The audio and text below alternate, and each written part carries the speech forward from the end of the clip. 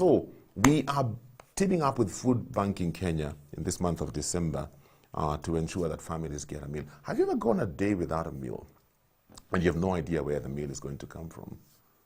If you've been through that, you know what I'm talking about. I've been through that.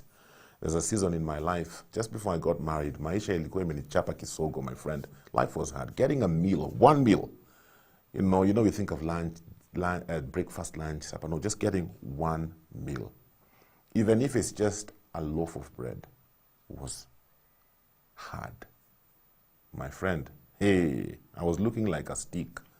My mother would look at me and say, you just move back home, and I would tell her, no, I need to learn how to live and to survive on my own. And so I know what it is to go without a meal, and sometimes we forget that there are people in our midst who don't have food, especially during a season like this, Christmas season. And so I'll be giving you details about what food banking is all about and how you can partner with them during this Christmas season to ensure that you put a meal on someone's table. Sometimes we say, I don't have the resources, but you know, when I give my small, you give, another person gives, it comes together, we are able to do something big. And so I'll be giving you details of that in the next short while. This morning on Motivation Monday, it's all about raising the future. It's all about the next generation. I get to hang out with an amazing lady. She's an author, a youth enthusiast, a change agent, a teacher, a parent, a coach, a trainer, a counselor, and a mentor. She's many things to many people. Catherine Eric with us in studio today. How are you doing? I'm fine, I thank God. Yes. Yeah, for the gift of life. Yes. Even for the ability to be able to wake up, move, yes, come here, speak, be an influencer to That's this nice. generation. It's a blessing. That's nice. And we thank God for his mercy. And thank again the Family TV for having me once again. Yes. It's a pleasure. Asante. Yeah. And if I thought because it's a holiday today, you will forget. No way, we can't forget. In this kingdom, Yeah. we lead. We are on top. Yeah. And as long as there's life, Yeah. there is no resting. We have to juggle it, and we have to pay the price. Yes. So it doesn't matter the day. Yes. All the days belong to God. All the time we have been given belongs to God. Belongs to God. I Yes. love that. Yeah. I love that. I know you have a passion where the youth are concerned. Very much. Why? Why do you have a passion for the youth? I have a passion for the youth. Number one, when I was growing up, it is like I didn't know. I didn't know, but I've always had that bowel of compassion in me, because I was sitting and looking at my life generally, the way it has been. I'm someone who feels like that human effect, that when things are not okay, it bothers me. Although I didn't know much, but once I came to Christ, it even grew deeper. But now, the one I'm doing is not the one that I just woke up and did it. It is something God put in me, but he had a way why he was putting it in me. So it is got to do with destiny. And when I was seeking his face and wanting to know, because I do so many things, but there's that specific, that specific one that God has called you for. Yes. So for me, when I was seeking his face, that specific one that he raised me for, among other things I do in the kingdom, is for the youth, the next generation. And why the youth? We look at the life, the way it's going, and we are the parents. Yes. This youth, all of us generally, we are the parents, wherever I find myself. And this the next generation. I feel like we need to put things right. Because sometimes you look at our youth, and you actually see, you don't need a prophet to tell you, but you can just look at how they are living their lives, what they are doing, and you tell yourself something is wrong, and there's something they don't know, or if they know, they do not understand. And we need to tell them how they need to do it. So I just started seeking God, my own things. Then God redirected me. I was in my, this year I've done a lot of quiet time, personal retreats and all that, because I wanted to know exactly what is it. Because when you're doing so many things, you can do very many things, but when you go before God, you will be accountable for that specific assignment in the vineyard. Yes. So he gave me that command. And that is how I now got to understand why the passion, why why I can't sleep. I keep thinking about it. It pushes me. It gets me out of my comfort zone. It just causes me to see. And then there's an attraction. Anywhere I go, you find that the youth themselves, they will be attracted to me. They find it very easy to talk to you, to come and talk to me what the parents cannot hear.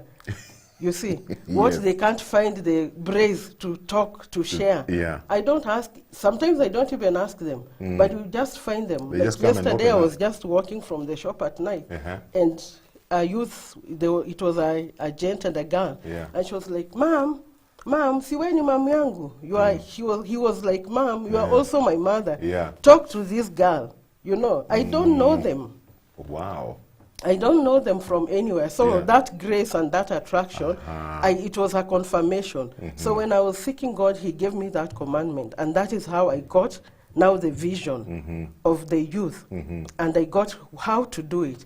So in my seeking God and all that, Yeah. then I got this burden and this vision that God gave me clearly. The name, you know, I used to hear people say that God gave me this, and you're Yes. like, yes, God How? gives, you can read, but mine was like loud and clear. This is what I need you to do. This is the name of the ministry you're going to run. This is how you're going to do it, because I'm serving in a ministry, Yeah. and I also do many things. So I was wondering, how do you serve in a certain way under other people? So God told me, no, what I'm giving you is an interdenominational ministry. Yes. It's all about the youth Yeah. across the board. Yeah. It's global. It is not affiliated to, you have to be in this denomination for you to be ministered to. Okay. But this is a vision that is about the youth. Anybody who falls in the category of a youth, it doesn't matter who you are denomination or where you go to church, but as long as you are the youth. And God told me, these are my people, and your name will be the called of the Lord. Yeah. That is the ministry I'm running now. It's an interdenominational ministry. Okay. It's called the called, Called of the of Lord. the youth.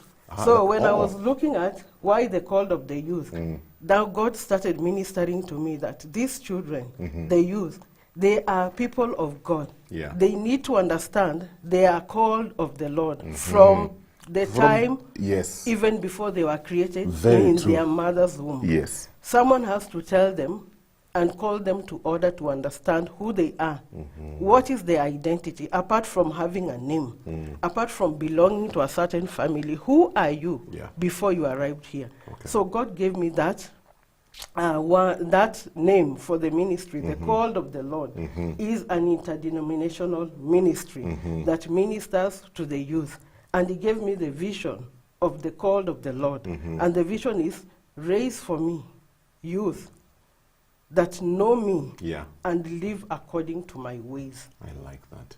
Let me ask you, as you interact with the youth, what are some of the main challenges you see the youth facing in this generation? The main challenge the youth are facing is that there's a vacuum. Oh. When they come to you, you actually realize we are the people who've created that vacuum. Oh, we the adults. We, the adults, we are the ones that have created that vacuum. In what way? Because majority of them, I minister to many in the schools under the KCSF. Yeah. I minister like one-on-one. I go even here and there, just finding out what's going on. Yeah. Or why do they do what they do? Why do they live how they live? Why do they believe in what they believe in? Yes. So you find someone has grown, but their time of growing, there was a vacuum. There was nobody that held them their hand. You see, the way us adults, we have mentors that hold our hands. They train us. They like beat us, panel beat, and tell us you cannot behave this way. Yes. This is what is expected of you. They have panel built our character until we are aligning in the ways of God, and now we can serve God and we can stand and defend God and defend the gospel and speak about Him. Someone did that for us. But the children we have now, majority of them, Yeah. if you go, like the ones I have seen, Yeah. over 75% at home, they are not affiliated to any church. In fact, it's not, God is not a priority. So they wake up, everybody does their own thing. So these children will pick up mannerisms, pick up characters, pick up behaviors that are available for them. Yeah. But there is no one they can look up to and say, this is the person I'm following. Because some of them, I call them, when we are just chatting, I chat with them easily because I don't impose. I break the ice, just having normal conversations. So I can start like, who is your role model? And they will tell you their role model. Yeah. And then from there you will pick up and ask them, why do you think this person is your role model? And you find out when they pick their role model, number one, even their picking is not informed. They just pick because of something that is not very adding value, you know, to them. They just pick because maybe they like the person, they like how they dress or what they do. But what are the people they are picking doing? Is it something that is resonating with us, with our Christian values? Yes. So you find that our Christianity, the value system, where we have left it, it is a vacuum. There are many parents that are not directly accountable. Very few know the Lord themselves as parents. Yeah, I was going to go there because sometimes when I have interactions with the young people, they say they don't have examples, they don't have mentors. Yeah. They say, we the adults, we are fake. Yeah. And so, where does that leave us? How do we change this script? How we can change this script is someone like me and you that God has mandated. You know, when God calls, he actually knows your capacity. Yeah. And the work is him. The grace belongs to him. So he sends. And when he sends, he doesn't send you to your own house alone. Yeah. You are now to pay the price and go out. Get as many as you can get. Like now this ministry, I cannot do it independently as a person. Yeah. But there are many people with the same passion, or you can even sell the vision to other people who are buying the same ideology, who have the same values that will believe that if we don't do anything, we can be judged by God. Because if you look at Judges 2:10, after the Israelites had walked with God, they had, you know, done everything in God. They were God and they are still God. But we are told in Judges 2:10, and there arose a generation that did not know the Lord. Yeah. If we, the people who know God now, who did not come out from God that much, but we are where we are, it tells me that the fact that I've been mentored, I have been trained, I've been taught, it means someone else who has not had that opportunity can be brought up in the same way and begin to know the Lord. It's never too late. It's never too late. It's never too late. Okay. So you find that gap. I can't keep saying, so-and-so did not train, this parent was not there, this parent doesn't know the Lord. But me who knows the Lord, I can pay the price. I can go, I can partner with other churches. Like in this ministry that I'm doing, I'm partnering with other churches. I'm partnering with communities, going to the village, going to the cities, wherever the Lord leads. As long as you can gather, even if it is one youth, two youth, but you are able to transform their mindset, cause them to know their value system must be different. Very, very true. That is why we are Christians. We cannot be Christians and not do the right thing. Imagine if me and you exist, and then we go from the face of the earth, and then my children and their children, I am serving the Lord. I am living for the Lord. And there will be no one else in my lineage that will stand and say they are carrying the mantle and the banner of godliness. It's not right. It's not right. I'm curious about this because when I think back to when we were the youth, we didn't have the kind of challenges the youth are having today. Exposure was not as it is today. Today, our young people are exposed to so much. They have to deal with so much. And I think this is where a conflict of values is coming in. And so how do we help them to navigate through all this? Because sometimes even some of the things they are going through, we have no idea because we never went through them. We never went through their challenges. Sometimes it becomes hard to understand and we rubber stamp them as just being rebellious young people. So how do we navigate through all that? And we help can them? Navigate through them by, as I said, we pay the price. What price are we paying? The truth I know. I should be able to transfer the truth to them. What is this truth? It is in the Bible. The standards we are supposed to maintain. What is the value system of a believer? What are the do's and what are the don'ts? Because the youth nowadays, they are exposed. They are tech savvy. They are even better than ourselves. They are. And everything they are learning, sometimes it's just on their phone or on that gadget. They don't need to look for it. And then there's a lot of peer pressure. But what we need to do is to be able to transfer the truth that I know. Let our children know Even the Bible says in Ecclesiastic 12:11, serve the Lord in your youth, because old age is coming when you will say there is no strength. So the Yes. strength they are using to do other things, we need to teach our children, our youth, the generation coming after us, that God is the way and the only way. There's no side dish. John 14:6 says, Jesus said, I am the way, the truth, and the life. But our children behave like God is a side plate. He is a side dish. But we need to ask to train them, to teach them and to make them to know. Yeah. When I tell our youth, Jesus is the way, the truth, and the life, what do I mean?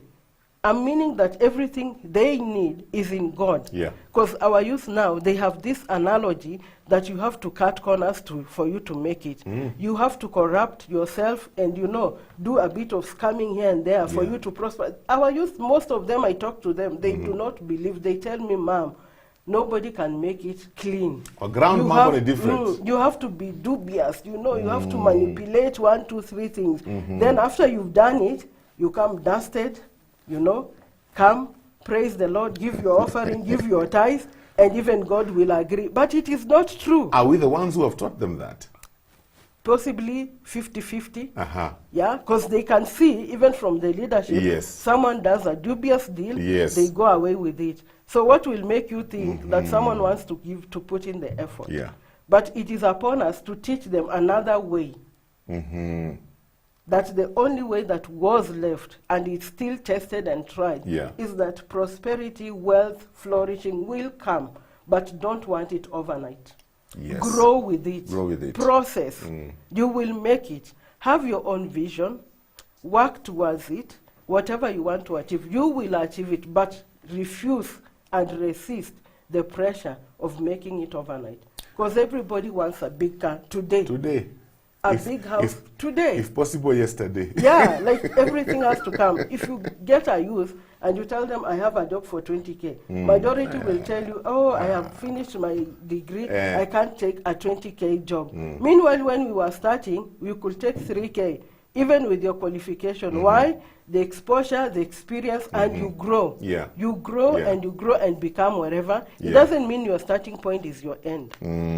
Yeah, even the Bible in Job 8:7 says, do not despise small beginnings. But as you grow, wealth that you grow with, it will not destroy you. Yes, but the one you get overnight you, with manipulation and dubious, anything you get like that, you will sustain it the same way. Okay. You cannot get manipulated wealth, dubious ways, and decide to sustain it clean. It can't work. Okay. Yeah. Okay.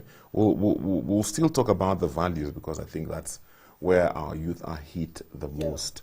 Even youth, now talking about youth in church, forget about youth in the world.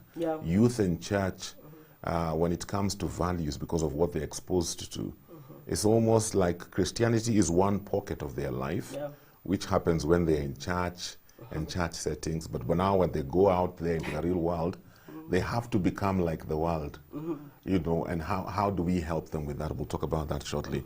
We are talking about raising the future. It's all about the next generation. The baton is on us, and we are meant to pass it to the next generation, but what are we passing on to them? Those are some of the critical things we are looking at. I don't know about you, but sometimes I look at the next generation and I almost get into a panic, because I ask myself, have we done our bit? Are we doing enough to give them what they need? I'm talking about the next generation of believers. Forget about those who are in the world. I'm looking at my space in the church, the young people I interact with. It seems like they're having the same struggles and the same issues people in the world are having, and I keep wondering, are we equipping them enough? The youth who are our future, what are we doing to raise them up in the right way? Food banking Kenya, earlier on I was telling you about their families who have no means of putting a meal on the table. And this Christmas season, we as Family Media are partnering with Food Banking Kenya, and we are calling upon you to also help us partner with them as we ensure that we can put a meal on somebody's table who may not be able to afford a meal. Food Banking Kenya have been doing this for quite some time, and some of the stories you hear of people who've benefited from this program are just amazing. They will bring tears to your eyes. So food can be dropped at the Food Banking Kenya warehouse. This is along the Northern Bypass near 2 Rivers Mall. Also, Food Banking Kenya has got trucks that can pick up any donated food upon your calls. What you need to do is check out their website, www.foodbankingkenya.org, or call them on 0714-963-809, 0714-963-089, or send them an email, info@foodbankingkenya.org. Kama we ni mkulima, you have some surplus food.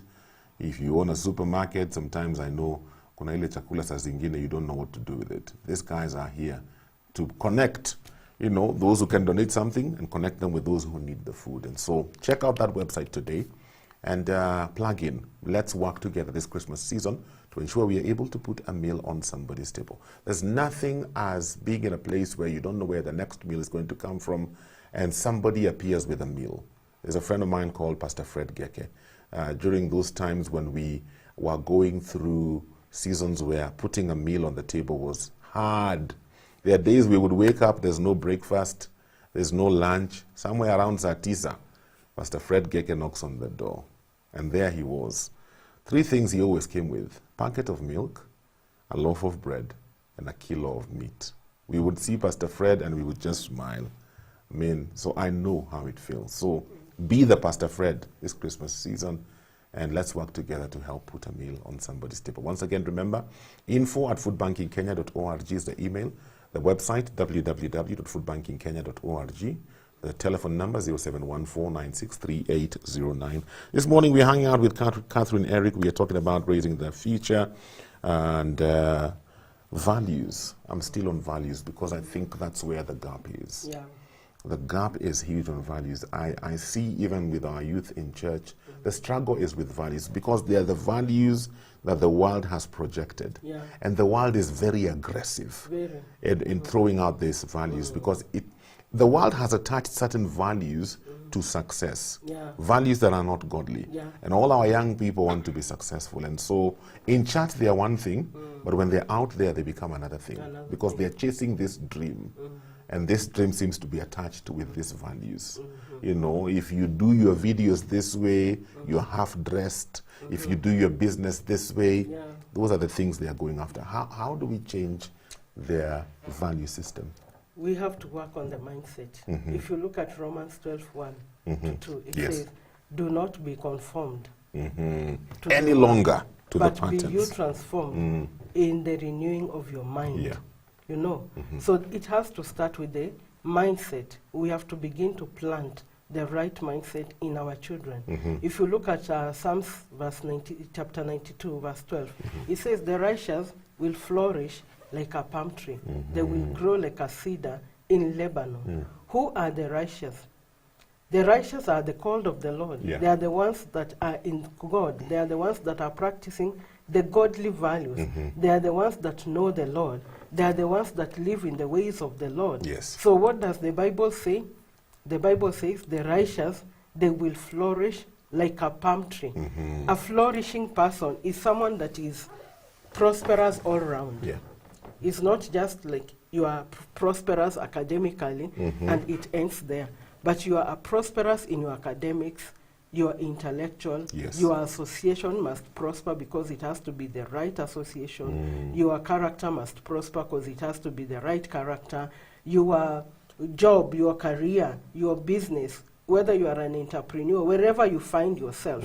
But the Bible says the righteous will flourish like a palm tree. And sometimes when I talk with the youth, they think that it is a far-fetched matter. When you talk, they tell you, Mami, vitu kwa ground ni different. The world has sold to them that analogy to believe that on the ground it means, for those who don't know English, the reality of the matter is very different. But the reality becomes different when we choose not to be obedient to the instruction, to the precepts, to the statutes that have laid.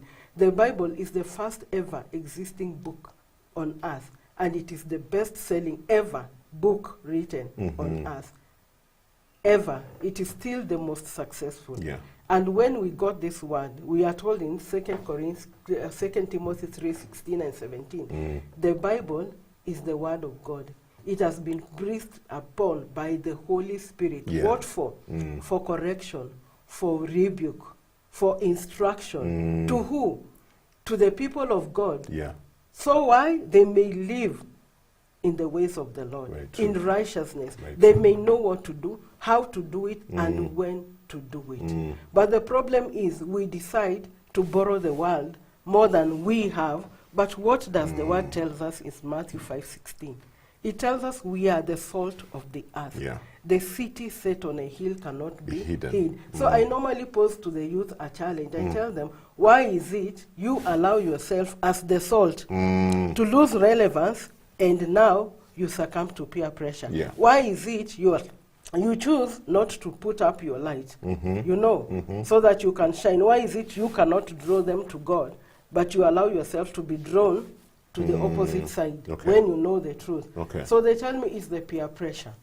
You see, it's the peer pressure whereby everybody seems to be doing this. So when you are the only one who seems to be serving fervently, living right, Yes. not practicing fornication, Yes. sex after marriage, not thinking that it's an in thing. Even if now, if you look at online, I look at grown-ups, people who are like my age and above, people who are responsible husbands and wives. They are the ones that are running extramarital affairs, and they paint it like it's a normal thing. Yes. There are people Yes. they are the ones who are even, looking at yourself. Like there's a page on WhatsApp. They talk there, shoot your shot. Yes. I make myself a very funny. So there's a day I was asking them, I argue with them because. Oh, really? Yes, I argue with them because I tell them, if Pastor James, you know what you are doing is right. Yeah. Why do you need to create a scam email for me to just write a Why Pastor do you have to James be? Okumu Why do you have to be that anonymous? is married to so and so, Yes. and you will want to have this? Why are you hiding? If it is the right thing, Yes. do it openly. Yes. Don't hide. I like that. Yeah, don't do hide. they respond? They just look, they say one thing, I will say another one, I'll quote a scripture, and Yeah. they say, no, this is not someone we want to talk to. But I know that the truth will always set us free. If it is the right thing, Yes. do it openly. Put your name. Let us know it is you that is seeking to fornicate or to commit adultery, and like you're okay that. with it. I like. But Yes. the fact that you are hiding with your name And your email an account address. that is not real, generated an email address, it is speaking in itself. Do it openly. It's amazing you've brought that up, because I think it was just last week. I was having a similar discussion with my colleagues, and I was asking them if they've seen that page on social media, and the kind of things people are asking for. And I was thinking, oh my goodness, we have become a very perverted society. And we are treating it like it's normal. It Yes. is not normal. It is not normal. How can you be doing such rallies Yes. online, responsible people, Yes. someone who is married, you have children, Yes. that person, what moral value are they living at home? What are they training our children? And our children now, they are very smart. They observe. You can think they don't know what you are doing Oh, they or what don't. you are up to. But these children are smart. Yeah. They know when you have extramarital affairs. They know. Wow. Then where do you get the moral authority to come and tell such a child that you cannot dress like this, you cannot have relationships that are sexual outside marriage, when you yourself, you are not even honest? So where is our moral system? Honesty. Yes. Has to be there. In our time of growing, yes, technology has brought a lot of things, but we still are accountable. Yeah. We still are accountable. I really loved the idea of being accountable to the community. Because in my days of growing, I can even now, years back, I can still remember which mom I used to see. If I'm greeting a gent, I will cut a corner. Yes. I still remember Mama so-and-so, Baba so-and-so. You could just see. There was respect. There was respect. But right now, the value system, even small respect, normal respect, we don't have. Why? A child that I have given birth to, why am I saying giving birth to? Children who are my children's age, they are like my children, Your children, you see? But they will do and behave anyhow. Why? I am not their biological parent. Yes. So they will misbehave even when I'm looking at them, and they don't care. That is disrespect. Where have we thrown that value system? You know, respect? when I think about things like those, I think we are the ones who have taught them, because, when we were growing up, if the teacher had a bad report about you, The teacher, first of all, would spank you in school, send you home, come with your parents. Your parents would take you to school and spank you in front of the teacher. Na pia mkirudi nyumbani, utapewa nyongeza. Nowadays, if the teacher has an issue with your child, you hold the hand of your child and go to school and scold the teacher in the presence of your child. So then, what kind of respect would they have? No. They can't. No. They can't. There's something that's always said about the youth, no matter the generation. I don't know how you deal with it. The youth always say they're not understood. When we were the youth, our parents did not understand us. Now we are the parents. We are looking at our children who are the youth. They're saying we don't understand them. What do you make of that? Is there a way around that? It's not like we don't understand them, but they want to bend the rules, and they want us to agree with the bending of the rules. Oh. So, because sometimes they will want to do things that we know it's a don't. Yeah. But because it's in their time, they want you to be okay with it. They do not want corrective instruction. Yeah. They do not want rebuke. They do not want you to give them an idea of how things will be done. Okay. But they want to impose on you. But it's the other way around. Yeah. You take instructions from the elders because these people know what you don't know. They have been where you have not been. Yes. Like now with teenage pregnancies and all that. Yeah. If I tell a girl that, listen, why are you having a relationship now? Are you ready to be a mother? No. So what is the objective of the relationship, number one? If you are, for example, in campus or in college, or you are just doing your own thing, you are still studying, you don't have a job, you are not well established, and you have a relationship that is intimate, and intimacy has consequences. Yes. You know? Yes. So in case you find yourself in one of these mix-up, and there's consequences, then who do you want to blame? So I normally tell them, the thing is, when you see people tell you to wait, we have been there. Some of us, we are still paying the consequences of practicing sex early and bearing children at the wrong age, when you should be empowering yourself. Then, when you get above 40, 45, you begin to live a life of struggling. The days where you are supposed to be sowing and growing into your own capacity, whether it is professional capacity, career-wise, business, you know, between the age of 20 between 20 and 35, it's a time you should be growing. By the time you get to 26 years, your mind has grown. You know exactly what you want. But around age 17, 19, 18, 20, 21, 22, you ask them, are you ready to be a mother? No. But you want to have an intimate relationship. What for? What is the objective? Do we have people who are having this kind of open, raw conversations with our young people to paint a picture? You know, we usually talk to them about success and things like that, but do we have enough people who are painting for them this other side? This is the reality. Okay, you wanna be sexually active and you're 21. These are the possibilities. These are the realities. This person did it. This is how they are living their life. Listen to their story. Do we have enough of that? Because sometimes I think shock therapy helps. No, we don't have enough. Reason being, when I meet them on the ground, I talk to them as things the way they are in black and white. And I make them, you know, when you give them a blank page, white and black, you leave them thinking. You know, don't impose. You see, what I've seen on the ground is that we impose. We tell them, we don't want, you want, and that. And then them, in their rebellious nature, they want to try and see, and some of them even feel. I've seen youth who tell me, because I was done ABCD, I have to fix my parents. You see that mentality. They think they are doing nasty things is fixing their parents. Meanwhile, they are fixing themselves. They're messing up their own lives. So we talk to them black and white. But the reality is not many people are bold to tell them, you cannot practice ABCD. You can't do AB. When I look at them, like the last time I was here, I told you, when I see the two of them, like the way they were telling me yesterday, talk to this girl. I was asking, why do you think both of you are even young? The fact that you can't have a candid conversation shows you are doing the wrong thing at the right time. Wow. Simple. And they are thinking, hey, what did they say? By the way, what did she say? I just tell them, go home, think about it. And with my kind of ministry, I don't just tell them. after I've ministered to them the word, which is the truth, I don't go to them and hold and start like imposing the word on them. No. Because they have this mentality that church is scam, believers are a scam. So when you go with that, you already block them, you know. Yeah. They are just waiting for you to finish and Marisa go. Wende. Yeah. But I bring that word to the reality of their life itself. You see.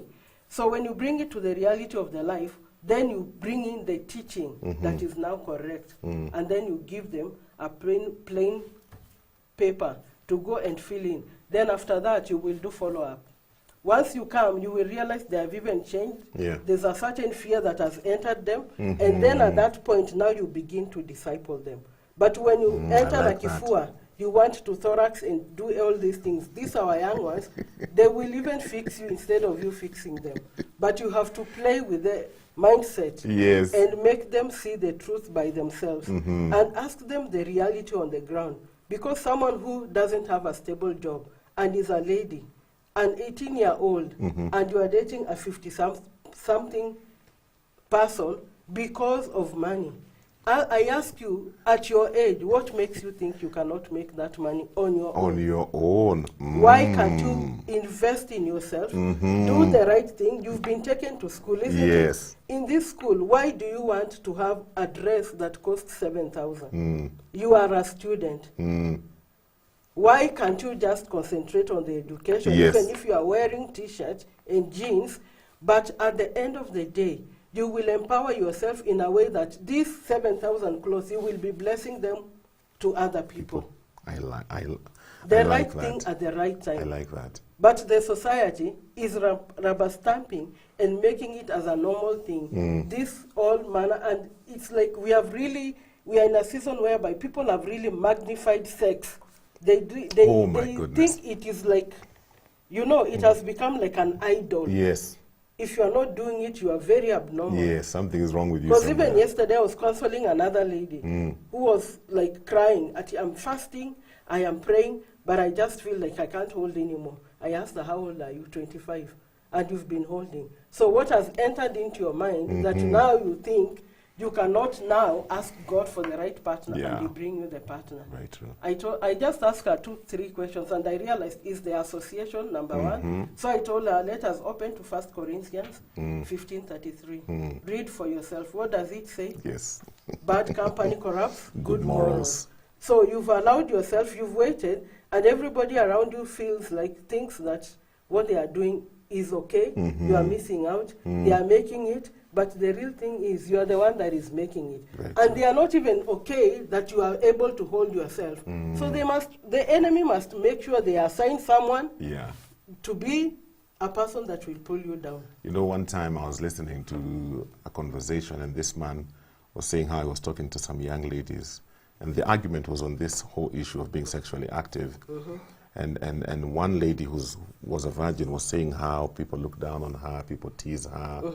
And she was at the verge of let me just do this thing. And this person told her, you need to recognize one thing. Your friends who are teasing you can never be like you. Yes. But you can be like them anytime you want. So which one is special? Them, they've already given themselves up. They can never be virgins anymore. That gift they can never give to their husband when they get married.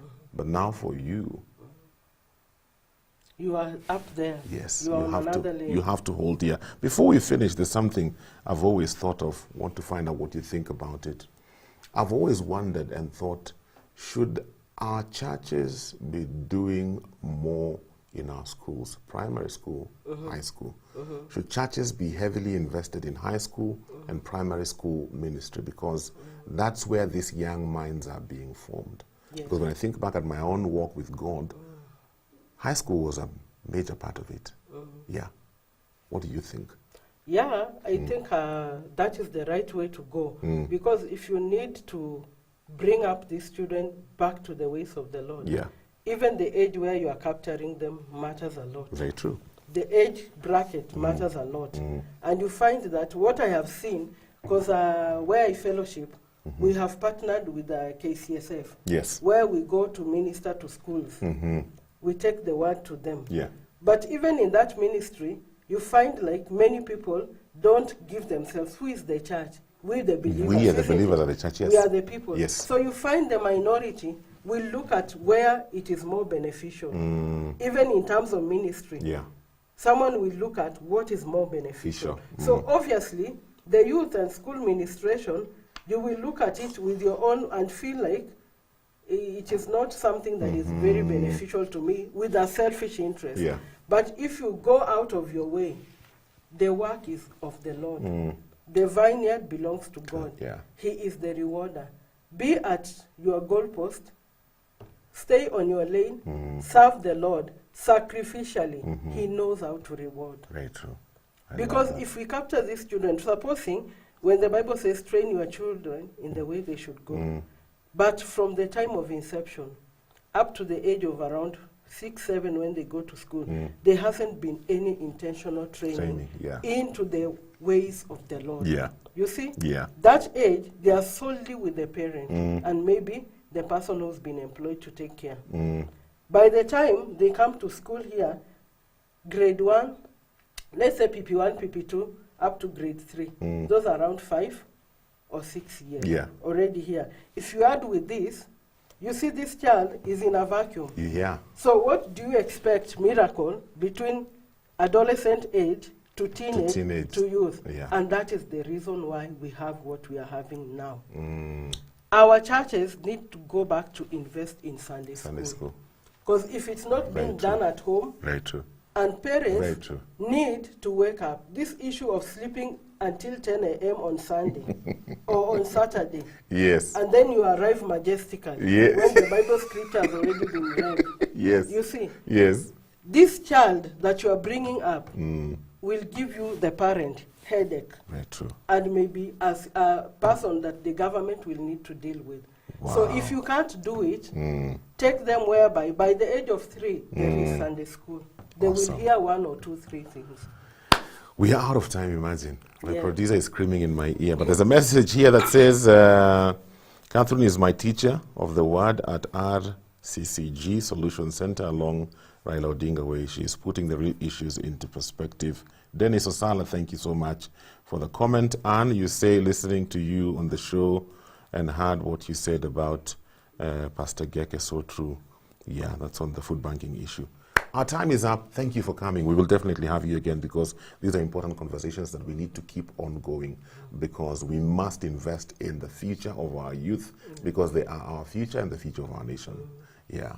And like she said, Sunday school. If a church is not investing in Sunday school, it's a dying They church. just partner with us. Yes. We bring the people Yes. and we go to the youth. Awesome. Okay, I have to shut it down. Thank you so much for being a part of Motivation Monday. As always, happy Jamhuri Day to you today. We'll connect again tomorrow. Thank you for watching. Remember, subscribe to our YouTube channel so that you can get notified whenever we upload new fresh content every day. Stay tuned and enjoy fresh, uplifting content.